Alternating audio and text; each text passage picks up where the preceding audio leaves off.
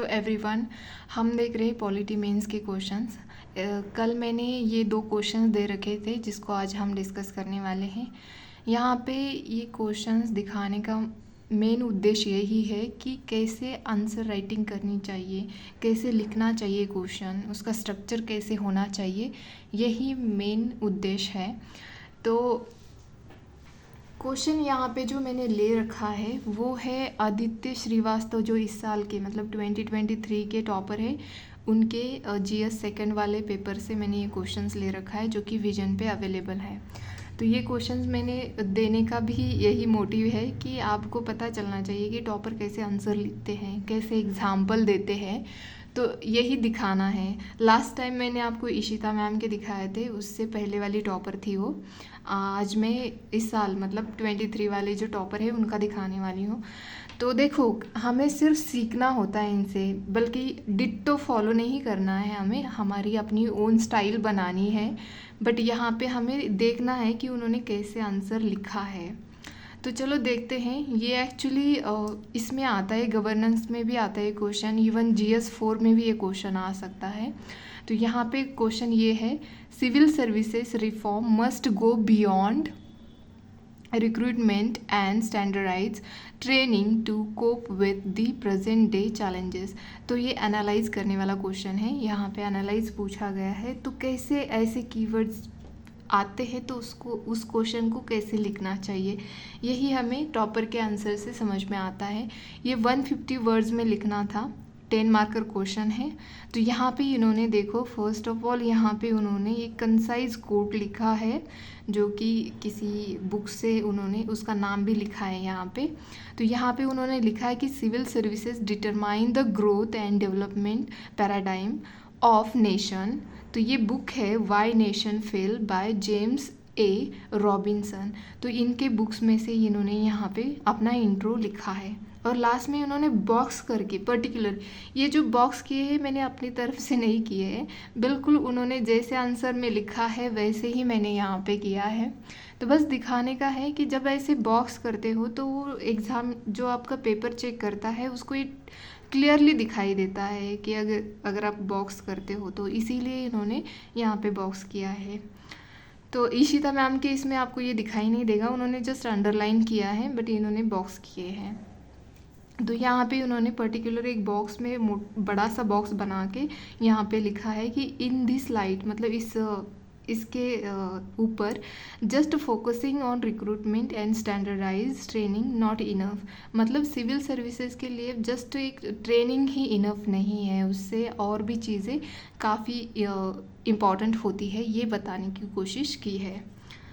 तो उन्होंने फिर पॉइंट्स में लिखना शुरू किया है। यहाँ पे 1 2 3 4 ऐसे पॉइंट्स मतलब लिख के उन्होंने क्वेश्चन पूरा, मतलब क्वेश्चन जो भी पूछा गया उसकी डिमांड पूरी की है। यहाँ पे lack of adherence to modern challenges, मतलब जो आज के टाइम पे जो चैलेंजेस है उसका पालन करने की क्षमता नहीं है, ये बताया यहाँ पे।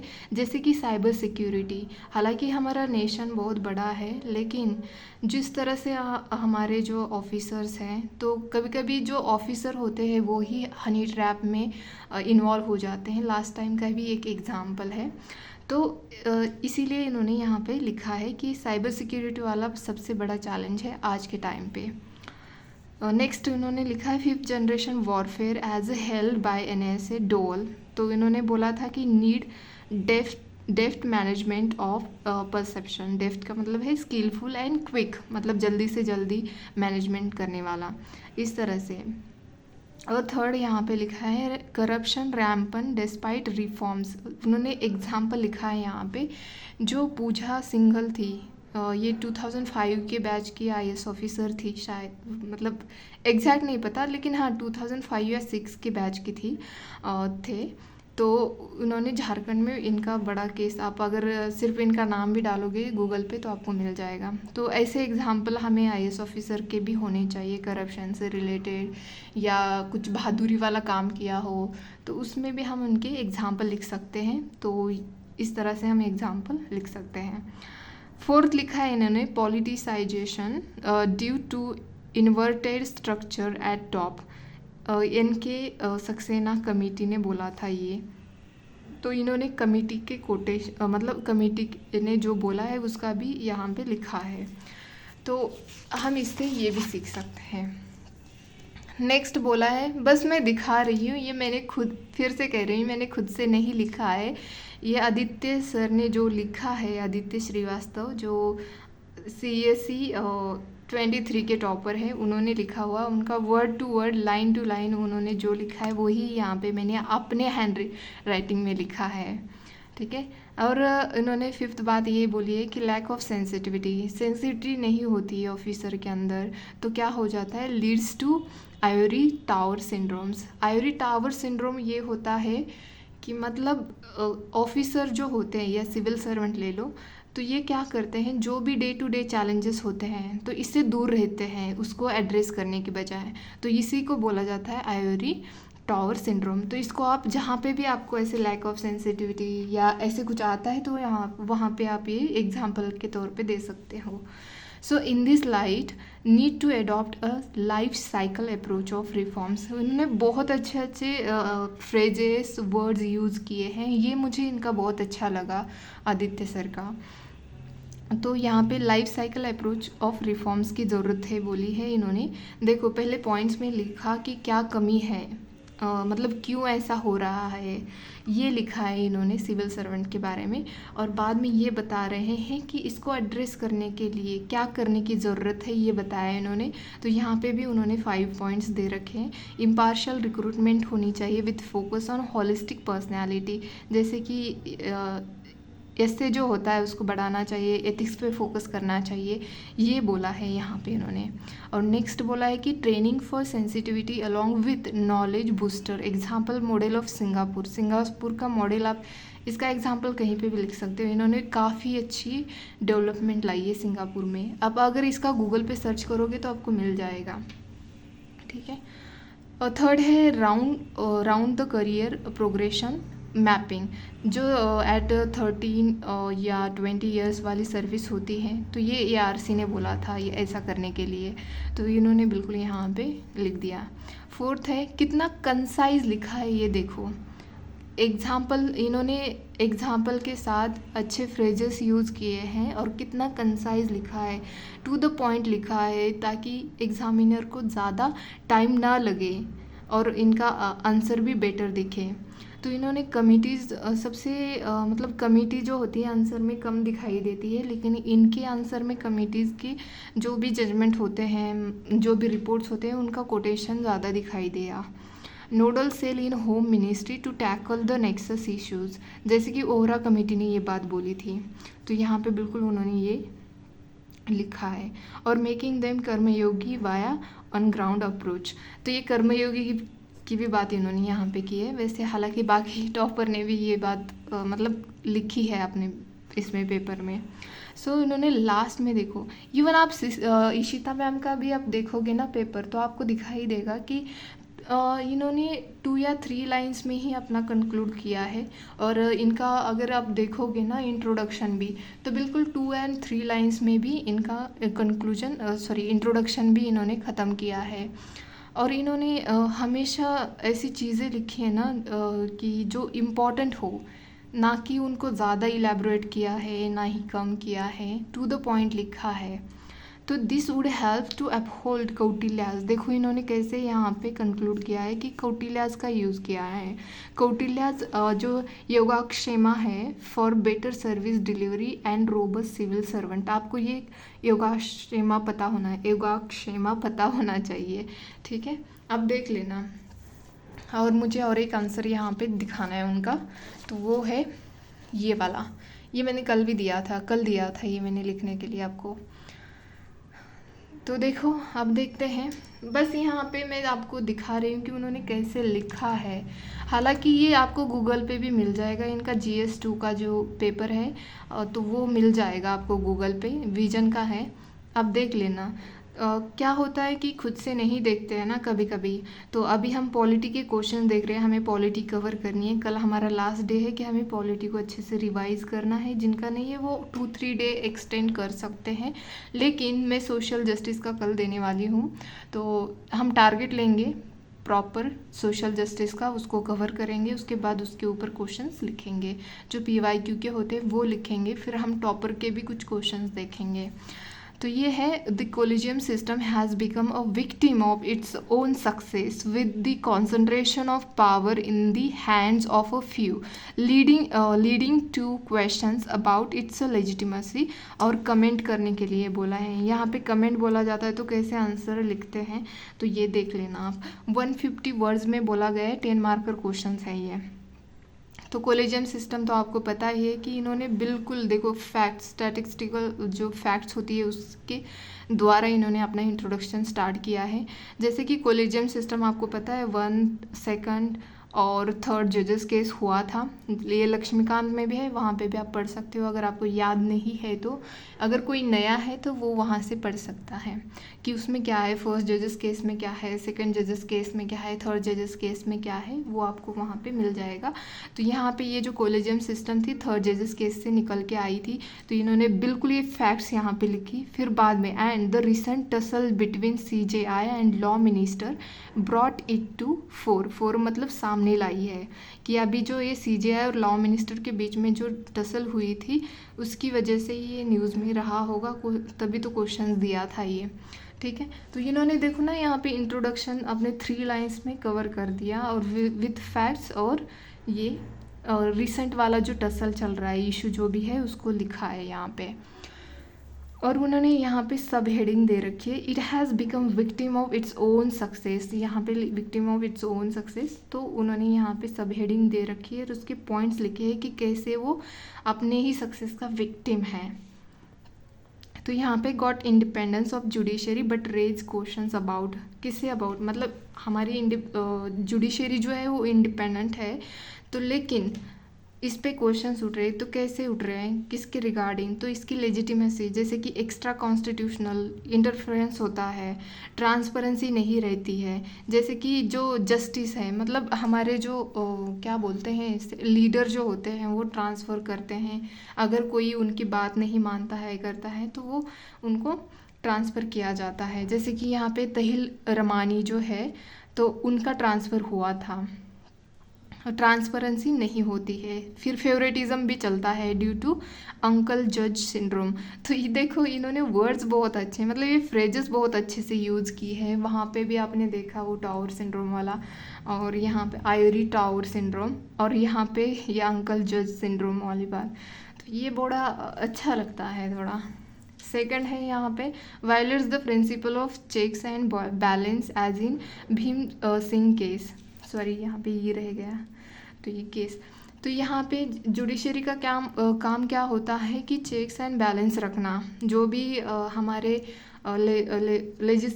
लेजिस्लेटिव जो भी हमारे लिए कायदे लेके आते हैं, कानून लेके आते हैं, तो उसके ऊपर हर चेक्स एंड बैलेंस रखना इनका मेन प्रिंसिपल होता है। तो ये यहाँ पे भीम सिंह केस का उन्होंने उदाहरण यहाँ पे दे रखा है, मतलब एग्जाम्पल दे रखा है। थर्ड लिखा है goes against the constitutional morality for limited powers. तो ये कॉन्स्टिट्यूशनल मोरालिटी क्या होती है ये पता होना चाहिए आपको, उन्होंने वैसे लिखा है, तो ये बहुत ही अच्छा लगता है वर्डिंग यहाँ पे, तो ये पॉइंट यहाँ पे ऐड किया है। 4 है नो अदर कंट्री हैज़ जजेस अपॉइंटिंग जजेस। तो ये भी बात सही है कुछ हद तक, नॉट एंटायरली उन्होंने लिखा भी है नीचे, however this is not entirely true करके अपना पॉइंट आगे बढ़ाया उन्होंने, कमेंट्स कर रहे हैं। ठीक है, broad to ensure independence of judiciary has ensured for so far. तो ये बता रहे कि एंटायरली ट्रू नहीं है, कुछ हद तक सही भी है, कुछ हद तक नहीं है। सेकंड है upheld the power of appointment of जजेस विदाउट एग्जीक्यूटिव बायसेस। तो ऐसे करना चाहिए, जैसे कि हमारा आर्टिकल है 50 सेपरेशन ऑफ पावर, जैसे जुडिशरी को एग्जीक्यूटिव से सेपरेट कर देती है, तो इसको सपोर्ट करना चाहिए, ये बोला है यहाँ पे। और थर्ड पॉइंट में उन्होंने ये बोला है कि was brought to curb executive whims in appointing their favouritism. Executive अपने फेवरेट लोगों को ही, मतलब उनकी बात जो CJI मानता है उसको वो अपॉइंट करते हैं, तो ये बात हमने इमरजेंसी के टाइम पे देखा था, जैसे सीनियोरिटी के अकॉर्डिंग उनको अपॉइंट किया जाता था, लेकिन इंदिरा गांधी ने सबसे जो लास्ट में थे सीनियोरिटी के अकॉर्डिंग उनको ही अपॉइंट कर दिया था। तो ये तब फर्स्ट टाइम हुआ था, बहुत बवाल उठा था उस बात पे। तो ये फेवरेटिज़म वाला होता है, जो अपनी बात मानते हैं तो उनको ही रखो और जो मानते नहीं उनको निकाल दो, इस तरह से। तो ये इस पे भी हमने कर्ब लगाया, ये बता रहे हैं यहाँ पे। सो वे अहेड, तो वे अहेड में क्या करना चाहिए कि uphold the distribution of power with transparency and publish the criteria for appointment. जो भी डिस्ट्रीब्यूशन ऑफ पावर की है कि एग्जीक्यूटिव की पावर क्या है, जुडिशरी की पावर क्या है, तो उसको सपोर्ट करना चाहिए और इसमें ट्रांसपेरेंसी भी होना चाहिए। और जिनको भी अपॉइंट किया जाता है, जजेस हो, सीजेआई हो, तो उसके लिए क्राइटेरिया होना चाहिए और उसको पब्लिश भी कर देना चाहिए। ऐसे यहाँ पे वे अहेड में उन्होंने लिखा है। और सेकंड लिखा है executive needs to collaborate with judiciary, work together for spirit of constitution. Constitution को ही हमें जतन करना है, उसी के अकॉर्डिंग हमारी कंट्री चलती है। तो उसकी अच्छाई के लिए दोनों को, एग्जीक्यूटिव को भी और जुडिशरी को भी साथ में मिल के काम करना चाहिए, ऐसा इन्होंने लिखा है यहाँ पे। एंड लास्ट में देखो इन्होंने जस्ट 2 लाइन्स में कंक्लूड कर दिया है, this would uphold the spirit of independence with accountability of judiciary. तो देखो टाइम नहीं होता है एक्चुअल में, अगर आप देख रहे हो 3 आवर्स में आपको 20 क्वेश्चंस लिखने हैं, कुछ 10 मार्क्स है और कुछ जो है वो 15 मार्क्स हैं। तो 15 मार्क्स में आपको और ज़्यादा वर्ड्स लिखने होते हैं, तो आपके पास टाइम नहीं होता है। तो इस तरह से अगर लिखोगे ना तो आपका मतलब 3 आवर्स में आप 20 क्वेश्चन लिख सकते हो। तो इसीलिए ये अप्रोच हमें फॉलो करना चाहिए, नॉट एग्जैक्टली बट हमारा खुद का स्टाइल बना के हमें लिखना चाहिए। बट एक मॉडल आंसर के तौर पे हम ये देख सकते हैं कि किस तरह से आंसर राइटिंग करनी चाहिए। तो मुझे ना सच में बहुत अच्छा लगा और दोनों में से बहुत कुछ सीखने मिला है। जैसे कि इशिता मैम के भी मैंने देखे और इनके भी देखे हैं, आदित्य सर के, तो काफ़ी कुछ सीखने मिल रहा है। उनका थोड़ा अलग है इशिता मैम का और इनका भी अलग है, ऐसे नहीं कि एग्जैक्ट है, स्ट्रक्चर सेम है बट लिखने का जो स्टाइल है वो थोड़ा अलग है, थोड़ा डिफरेंट है। तो हमें इनका देख के सीखना है और हमारी खुद की स्टाइल बनानी है। और प्लीज़ राइट मतलब लिखते रहिए, लिखने से क्या होता है हमारी प्रैक्टिस होती रहती है। और ज़्यादातर लोग क्या करते हैं, आजकल सारी चीज़ें ऑनलाइन हैं तो आप ऑनलाइन ही नोट्स बना सकते हो, ये कर सकते हो। तो इससे क्या होता है हमारी जो लिखने की स्पीड है वो कम होती है या हमें इतनी ज़्यादा आदत नहीं रहती है। तो प्लीज़ आप जो मेंस के जिनका अभी नहीं लिख रहे हैं मेंस, वो नोट्स बना सकते हैं, अपने हैंड रिटन नोट्स बना लेना, आंसर राइटिंग की प्रैक्टिस करते रहना। तो ये बहुत इम्पॉर्टेंट होता है। आपको अभी नहीं रियलाइज़ नहीं होगा, लेकिन जब आप मेंस लिखोगे ना तब आपको ये बात रियलाइज़ होगी कि खुद के हाथों से लिखने की प्रैक्टिस कितनी इम्पॉर्टेंट होती है। तो चलो बस मेरा मोटिव यही है कि आप इसे सीखो, कैसे आंसर लिखते हैं। आप खुद जाओ गूगल पे, उनकी कॉपीज़ डाउनलोड करो और देखो उन्होंने कैसे लिखा है। पहले क्वेश्चन उठा लो, खुद से लिखो और मैच करके देखो। मैंने भी ये 2 क्वेश्चन खुद से लिखे हैं और मैच करके देखा है, लेकिन इतना अच्छा नहीं बना मेरा। हालांकि हाँ, मैंने एग्जाम्पल और ये सब दे रखे हैं, क्या पता मुझे मार्क्स अच्छे मिले उसमें, लेकिन मेरा खुद का स्टाइल है वो फिर ठीक है। तो आप भी वैसे ही करिए कि वहाँ से क्वेश्चन उठा के लिखिए, फिर मैच करके देखिए कि कितने हद तक आपके और उनका सिमिलर आता है। जैसे कि मैंने कुछ एग्जाम्पल इसमें लिखे हैं, जैसे कि पूजा सिंघल वाला मुझे झारखंड वाला पता था तो मैंने ये कोट किया था करप्शन केस में, और एक वो इसका था, वो टावर सिंड्रोम वाला था तो वो भी मैंने मेंशन कर रखा था। तो खुशी हुई कि कुछ सिमिलैरिटी आई, बाकी तो ठीक है। तो आप भी ऐसे ही कर सकते हो, बिल्कुल यही मतलब प्रैक्टिस इस तरह से कर सकते हो। इनका डिट्टो फॉलो नहीं करना है हमें, बस सीखनी है चीज़ें, ठीक है। तो आज के लिए इतना ही, धन्यवाद।